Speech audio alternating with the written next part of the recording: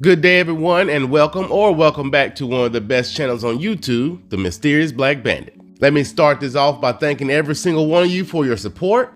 When I first started this channel, I was skeptical on how it would go, but with you guys' love and support, my channel has grown tremendously, and I will always be forever grateful. Alright, now before we get started, y'all please help your brother out and tap that thumbs up symbol right below the views, and then tap that little bell over to the right side of the screen. If you've done that, let's jump into this video.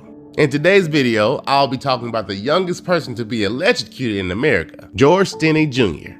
George Stinney was born on October 21st, 1929 in Pinewood, South Carolina to his mother, Amy Ruffner, and his father, George Stinney Sr. Now, of course, back in these days, black families had to live through the Jim Crow era, which was a law put into place to make sure blacks and whites were separate but equal. But of course, the equal part didn't work out well for African Americans. This law affected every aspect of black people's daily life when it came to hospitals, schools, public restrooms, and etc. On top of that, black communities were not as nice and maintained as well as those who lived in the white community. But in those days, black people came together and did what they had to do to survive. Now, George Jr.'s mother worked as a cook at the Alcolu school for black children, and his father was a former sharecropper who worked at the town sawmill.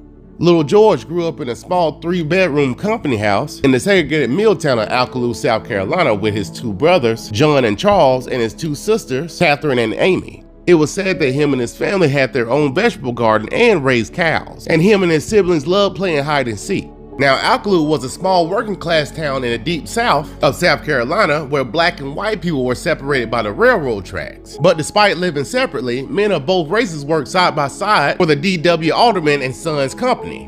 On March of 1944, George and his sister Amy were watching their family's cows graze near the railroad tracks by their house when they saw Mary Emma Thames, who was 7 years old, and Betty June Binnicker, who was 11 years old, riding their bikes and headed towards them. Once the little girls were close enough, they stopped and asked if they knew where they could find maypops, a yellow edible fruit of the passion flower, in which they responded no. And then the little girls rode away, but that will be the last time anyone would see them alive again. Mary and Betty never made it home that day.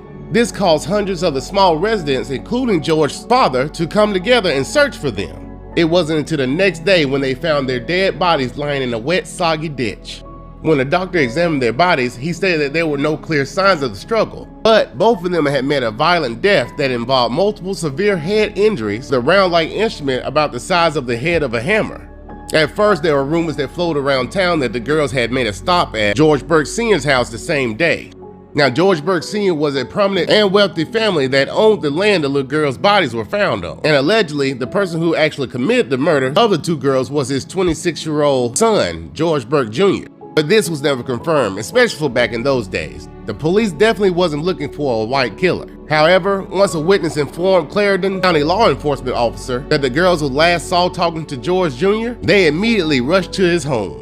It was said that George Jr.'s parents weren't even there when the police arrived, but since he was 14 years old, which was considered to be a mature age back then, the police busted through the doors of their home and arrested George Jr. and his older brother Johnny, then took them in as top suspects of the murder. But as they were headed to the police station, they released Johnny by throwing him out of the moving police vehicle, but kept George Jr. in their custody. Once they got there, they put him in a small room and interrogated him without no lawyers, witnesses, or his parents. In fact, he wasn't even allowed to see or talk to his parents until after the trial.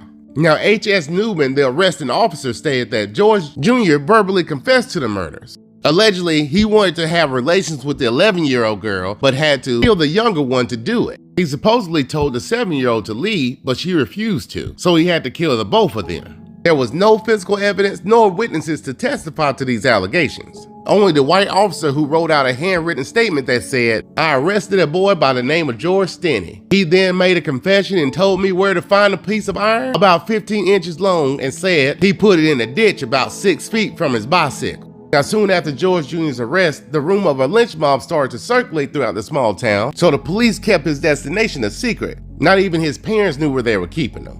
Now, it was stated that during the time in jail, Wilford Johnny Hunter testified in January that he had spoken with George while both were locked up in jail, and he said that little George said he didn't kill those girls, and the police made him say those things, but none of that was taken into account.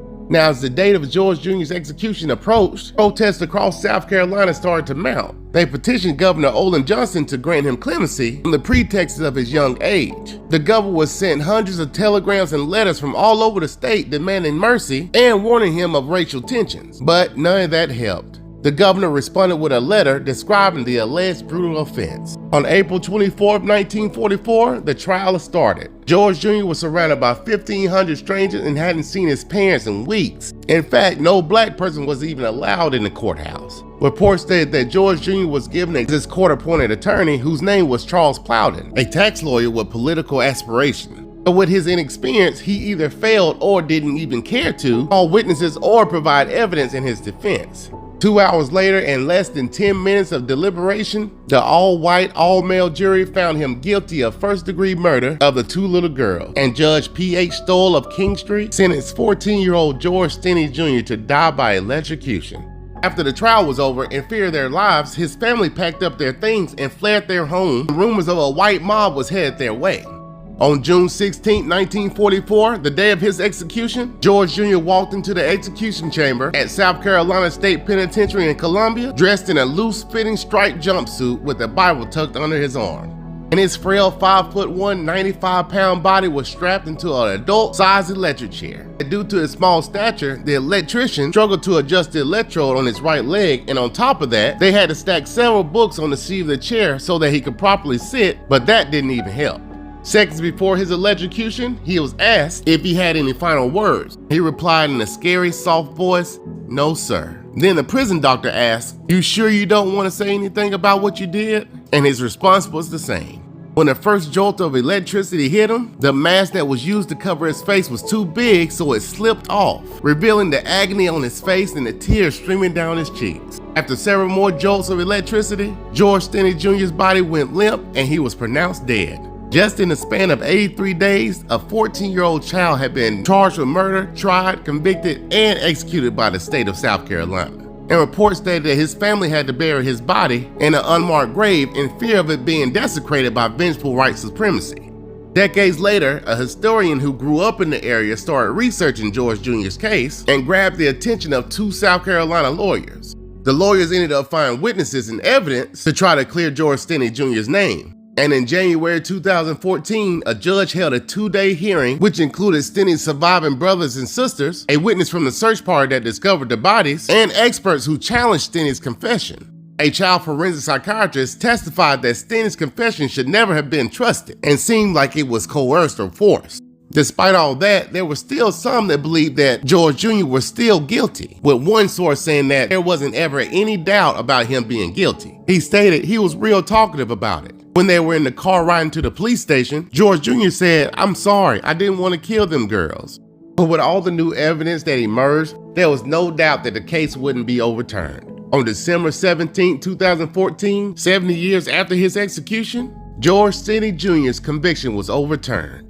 The judge stated that based on the evidence provided, George Jr.'s prosecution was marked by a fundamental constitutional violation of due process, and this would mark him to be the youngest American to be electrocuted in the U.S. And that will bring this video to an end. This is probably the hardest video I had to research, because if they've done that to one black child, there isn't any telling how many more cases have gone just like that nobody knows about.